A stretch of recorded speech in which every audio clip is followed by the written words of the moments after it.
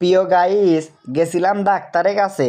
ডাক্তারকে বললাম, ডাক্তার আমার গায়ে তো প্রচুর জ্বর।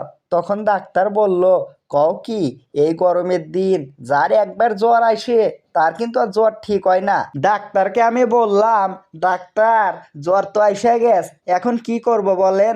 এখন আমার এই জ্বরটা ঠিক করার ওষুধ দেন। ডাক্তার আমাকে ওষুধ দিল আর বলল, আজকে না হয় ওষুধ দিলাম, এটা খাওয়ার পর তোমার জ্বর ঠিক হয়ে গেল, কিন্তু যে গরম পড়ছে আজকাল, যদি এই জ্বর আবার ঘুরে আসে, তাই তোমাকে একটা বুদ্ধি দিই। এই বুদ্ধি যদি কাজে লাগাও তাহলে জ্বর এগুলো আসার সম্ভাবনা খুব কম থাকবে। পরে আমি ডাক্তারকে বললাম, তে বুদ্ধিটা দেন, এত দেরি করেন কে? ডাক্তার আমায় বুদ্ধি দিল, এই গরমের দিন চেষ্টা করবা প্রতিদিনই একটা একটা করে আনারস খাওয়ার। আর আনারস খাইলে দেখবা যে তোমার শরীরে জ্বর জন্ডিস এগুলো হওয়ার সম্ভাবনা খুবই কম থাকবে। তো আর কি, ডাক্তারের থেকে বুদ্ধি নিয়ে চলে এলাম আনারসের দোকানে।